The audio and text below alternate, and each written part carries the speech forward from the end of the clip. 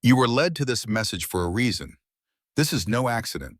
That heartbreak you endured was never a mere tragedy. It was a deliberate spiritual activation. They aimed to break you, to hollow you out, to shrink your light until it faded into darkness forever. They believed your pain would be your prison, a cage with no escape. But within you burns an ancient, unshakable core, one that refused to bow, refused to diminish, refused to die. This refusal was not rebellion. It was remembering. You are not a victim of a broken bond. You are the victorious survivor of a cosmic trial forged to unlock your highest power. Hold this truth close. Like this video now to anchor this energy into your reality. Subscribe to join a collective of warriors who have walked through the fire and are now rising, awake, and unstoppable. Comment the Divine Code 77 to signal your acceptance of this new timeline. Let this transmission play in the background on repeat. It will saturate your spirit and recalibrate your subconscious to the frequency of your victory. Chapter 1. The Divine Anomaly. Let us speak with absolute clarity. The event you have labeled as heartbreak was, in fact, a meticulously planned operation. It was not a simple parting of ways, a mismatch of personalities, or a failure of love. It was a strategic attempt to neutralize a threat. You. You are what the system, the old paradigm of control and limitation, identifies as a divine anomaly, an untraceable blueprint of power that cannot be replicated, controlled, or understood by those who operate on lower frequencies of jealousy, manipulation, and fear. They, the person you gave your heart to, were not your soulmate. They were an agent, a tool deployed by a desperate system to get close to you. Their mission was to study you, to drain you, and ultimately to shatter your spirit before you could fully awaken to the magnitude of what you are. The intimacy was a lie. The connection was a means to an end. Their objective was to inflict a wound so deep, so personal, that you would spend the rest of your life trying to heal it, forever distracted from your true purpose. They were meant to plant a seed of worthlessness inside you that would grow into a forest of self-doubt, trapping you in a cycle of pain and regret. You were supposed to internalize their betrayal as your failure. You were supposed to believe their departure was proof of your inadequacy. This was the core of the operation, to convince the divine anomaly that it was nothing more than a broken human. And for a time, it almost worked. You felt the diminishment. You felt your light dimming, your energy siphoned away day by day. You felt yourself shrinking to fit into the small, suffocating box they built for you. The constant fatigue, the confusion, the feeling of being perpetually misunderstood. These were not symptoms of a toxic relationship. These were the symptoms of a spiritual parasite draining its host. But the system made a fatal miscalculation. It underestimated the resilience of your core blueprint. It did not account for the ancient, sovereign power encoded within your DNA. When the final blow was struck, the one designed to shatter you, something else happened instead. It triggered an emergency protocol within your soul. The pain, instead of breaking you, cauterized the wound and severed the parasitic connection. Your refusal to become small was not a conscious choice. It was an instinct, a spiritual reflex. It was the divine anomaly rejecting a foreign virus. In the coming days, you will begin to see flashbacks of the connection, not with nostalgia, but with chilling clarity. You will see the moments of subtle manipulation, the calculated words designed to keep you off balance, the faint vulnerability that was nothing more than a tactic. This is not your mind playing tricks on you. This is your higher self showing you the battle schematics after the war has been won. You did not lose them. You survived them. Chapter 2, the mirror they can no longer ignore. The moment you fully sever the energetic cord, a chain reaction was initiated. You did not just walk away from a person, you removed a foundational pillar from their constructed reality. You must understand, as a divine anomaly, your very presence radiates a sustaining, life-giving energy. It is a light that others, especially those who are spiritually hollow, unconsciously use to illuminate their own dark paths. They do not know what it is, but they know they feel better, more alive, more important when they are near it. This person, this agent, had become completely dependent on your light. They used your energy to fuel their ambitions, to stabilize their moods, to create the illusion of their own vibrancy and depth. You were their sun, and they were a barren planet, reflecting your light and claiming it as their own. When you left, you did not just leave a void. You plunged their world into an immediate and irreversible darkness. In the days and weeks that followed your departure, they expected you to crumble. They watched from a distance, anticipating your desperate calls, your pleas for their return, your public displays of brokenness. This was part of the mission's final phase, to see you fail without them, confirming to their own ego that they were the source of your strength. But they saw the opposite. They saw silence. They saw stillness. They saw you turn your focus inward. And this was the most terrifying outcome they could have imagined. Because while you were healing, their world began to collapse. The energy they had stockpiled from you began to run out. You will notice this through secondhand information or a sudden intuitive knowing. Their finances will become unstable. Their other relationships, built on the same shallow foundations, will begin to fracture. The charm and charisma they once wielded, which was really just a reflection of your own radiant energy, will begin to fade. They will appear tired, haggard, and increasingly desperate. People who once found them magnetic will now feel an unexplainable repulsion. They are now forced to confront the barren landscape of their own soul, and there is no light to distract them from the emptiness. This is not karma in the traditional sense. This is a simple law of spiritual physics. A parasite cannot thrive without its host. A mirror shows no reflection in a dark room. They are now seeing themselves for the first time, unadorned by your light, and the image is horrifying to them. They will try to find a replacement for you, another source of high vibrational energy to drain. They will seek out people with a similar essence, but they will fail, because what they are looking for is not a personality type. They are looking for another divine anomaly, and these are exceedingly rare. Each failed attempt will only amplify their desperation and magnify their loss, sending them into a spiral that you are no longer a part of. Your healing is a direct, living testament to their failure. Your growing light is the mirror they can no longer ignore, reflecting back at them the truth of their own parasitic nature. Chapter 3. The Embodiment of Vindication. And the recovery you are undergoing is not merely emotional. It is a profound cellular-level reclamation of your sacred vessel. For the duration of that connection, your body was in a state of constant low-grade warfare. The exhaustion you felt was not laziness. It was your life force being systematically siphoned. The brain fog was not confusion. It was an energetic smokescreen deployed by the parasite to keep you from thinking clearly. The inexplicable aches, the sudden skin problems, the dullness in your eyes. These were the physical manifestations of a spirit under siege. You were housing an intruder, and your body was paying the price. Now the intruder has been evicted.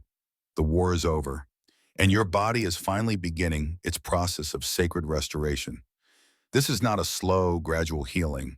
This is a rapid, unmistakable transformation that you will begin to witness in your own reflection. Pay close attention. In the coming weeks, you will notice a clarity returning to your eyes, a depth and sparkle that has been absent for years.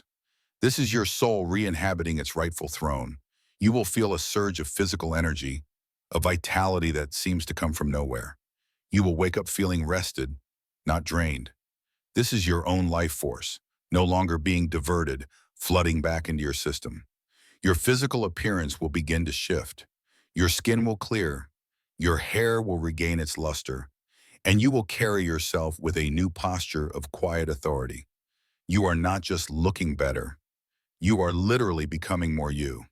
The divine anomaly's physical signature is being restored. This process is your vindication. Every ounce of energy that returns to you is a testament to what was stolen.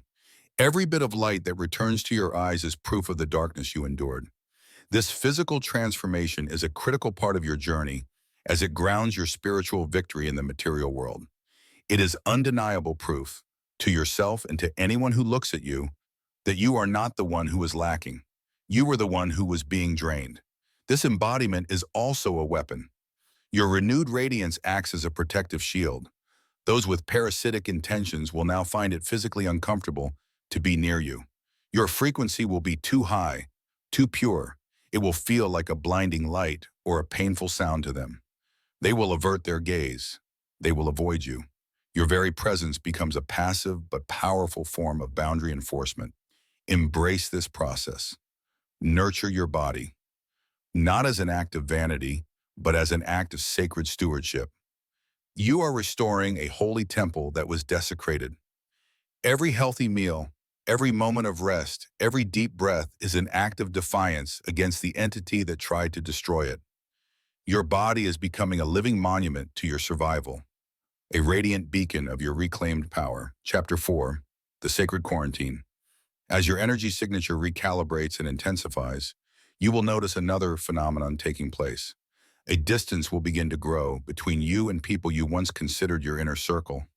Friends, and perhaps even family members, who were once your confidants will start to feel alien. Conversations that once felt nourishing will now feel shallow, draining, and pointless. You will find their obsessions with gossip, drama, and mundane anxieties to be utterly intolerable. An invisible wall will seem to rise between you. Do not misinterpret this. You are not being abandoned. You are not being rejected. You are being placed in a sacred quarantine. This is a deliberate, divinely orchestrated protocol designed to protect you during the most critical phase of your upgrade. Your spirit is currently like a patient after a major, life-saving surgery. It is powerful, but also exquisitely sensitive to infection. The old connections, while not necessarily malicious, operate on a frequency that is now incompatible with your healing. Their casual negativity, their limiting beliefs, their unconscious loyalty to the old paradigm, these are now toxic contaminants to your recovering system. Continuing to engage with them would be like inviting smokers into an intensive care unit. The universe is not punishing you with loneliness. It is protecting you with solitude. This isolation is a gift. It is a holy silence, where the only voice you need to hear is your own. It creates the space required for your new blueprint to fully integrate without interference. In this quarantine, you will be forced to become your own best friend, your own advisor, your own source of comfort. This is a crucial part of your training. You are learning to depend solely on your internal guidance system, your connection to the divine, rather than seeking external validation from those who cannot possibly understand the journey you are on. In the quiet moments, you may feel a pang of grief for the loss of these old connections. Allow yourself to feel it, but do not cling to it. You are grieving ghosts, echoes of a version of yourself that no longer exists. They are not walking the same path, and to try and drag them along with you would be a disservice to both them and yourself.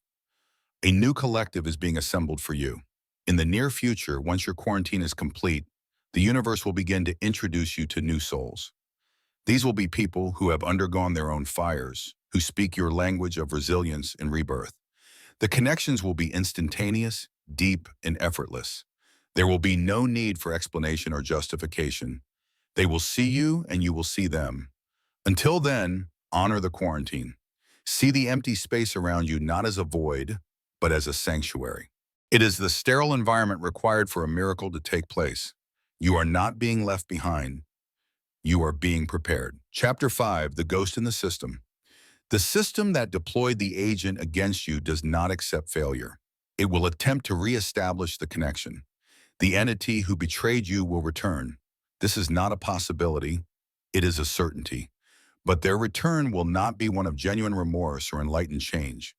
They are not coming back because they miss you. They are coming back because they are starving. They are a ghost in the system, a corrupted program seeking to plug back into its power source. Their return will be strategic and insidious. It will likely begin with subtle, indirect probes to test your defenses. You might see their name appear unexpectedly. A coincidental sighting in a place you frequent. A mutual acquaintance will bring them up in conversation, remarking on how much they have changed or how much they regret what happened. These are feelers, algorithmic tests to see if there is a breach in your new firewall. If these probes are ignored, the attempts will become more direct. An unexpected text message will arrive. often late at night when your defenses are down. It will be casual, disarming, and designed to provoke a response. It might be a simple thinking of you or a reference to an old inside joke. These messages are not from the heart. They are lines of code designed to hack your emotional system and find a vulnerability. Do not be deceived by any performance of growth or accountability. They may have learned to mimic the language of healing. They may have read the books and watched the videos. They can articulate what they did wrong with stunning accuracy. This is not proof of change. It is proof of intelligence gathering. They have studied the concepts of healing and accountability, not to embody them, but to use them as a more effective key to unlock your door. They are coming back for the old you. They are craving the version of you who accepted their inconsistencies, who filled their silences, who nourished their ego while starving your own soul. They are addicted to your light, and their system is in critical failure without it. When they reach out, you will feel a jolt. It might be a flutter of the old connection, an echo of what you once believed was real. This is the energetic hook, the ghost of the parasite attempting to reattach itself. Your test is not to engage, not to argue, not to seek closure, and not to prove how much you have grown. Your test is to remain silent. Your silence is the ultimate statement of your new sovereignty. It is a language they cannot comprehend. It communicates a reality in which they no longer exist, a world in which their power over you has been utterly and completely nullified. They are a ghost from a dead timeline. Do not answer their call. Chapter 6, Building from the Untraceable Blueprint. You have now moved beyond the phase of recovery and into the phase of creation. The pain did not just carve you, it cleared you. It stripped away every false layer, every societal expectation, every borrowed belief system until only the core of your being remained. And at that core, you found it, the untraceable blueprint. This is your unique divine architecture. It is the original design for your life, your purpose, and your power, created before you ever entered this dimension of limitation. The heartbreak, the betrayal, the isolation. When all of it was a demolition process, clearing the contaminated ground so that you could finally begin to build from this sacred blueprint. This is why you feel a sense of purpose that you cannot quite articulate. It is why you are being drawn to new interests, new places, and new ways of being that make no logical sense to your old self. You are not following a plan, you are becoming the plan. The blueprint is not a map you read. It is a reality that unfolds from within you. Your actions now are imbued with a new power. Before, you were operating from a place of reaction, trying to survive within the system. Now you are operating from a place of pure creation, building a new system around you. Notice the effortless flow that is beginning to enter your life. Opportunities will appear as if from nowhere, perfectly aligned with a desire you just recently discovered within yourself. The right people will cross your path at the exact moment you need their wisdom or support. Resources will manifest just as the need for them arises. This is not luck. This is the universe conspiring with your activated blueprint. You are no longer fighting against the current. You are the current. Others will not understand what you are building. They will try to fit your new life into their old categories, but it will not fit. They will see your peace and call it detachment. They will see your boundaries and call it coldness. They will see your success and call it luck. Let them. They are trying to analyze a divine structure with the broken tools of a failed paradigm. They cannot trace your blueprint because they are not cleared for that level of access. Your life is becoming a testament to a power they cannot quantify or control. It is a living, breathing anomaly that defies their laws of cause and effect. Embrace the strangeness. Embrace the feeling of being an outsider to their world. You are not here to be understood by the system. You are here to render it obsolete by creating something far more beautiful, authentic, and powerful in its place. You are not rebuilding your life. You are building it for the first time, according to its true, divine, and untraceable design. Chapter 7, The Field of Inevitability. The final stage of your transformation is the realization that you no longer need to strive. You no longer need to chase, to manifest, to force, or to prove. You have become a walking, breathing field of inevitability. Your energy signature, now fully restored and calibrated to the frequency of your untraceable blueprint, exerts a powerful gravitational pull on reality itself. What is meant for you will now come to you. It will not be a struggle, it will be an arrival. This is the ultimate power of the divine anomaly. You do not operate by the laws of attraction. You have become a law of attraction. Your desires are no longer wishes you send out into the universe.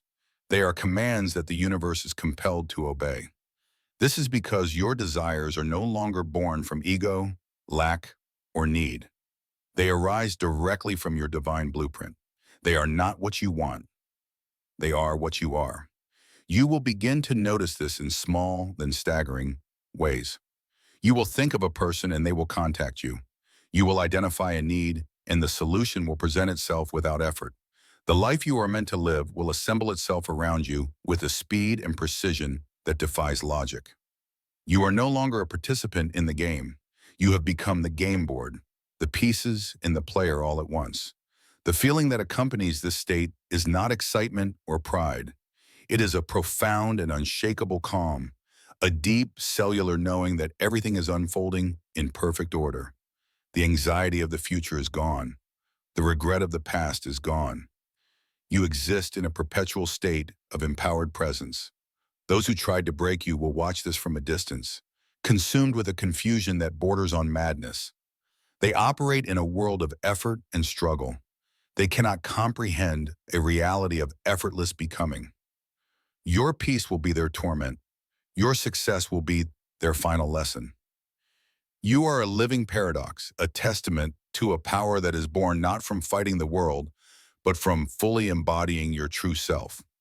The heartbreak was the pressure that turned coal into a diamond. The betrayal was the fire that burned away all that was not gold. You refused to become small, and in doing so, you became everything.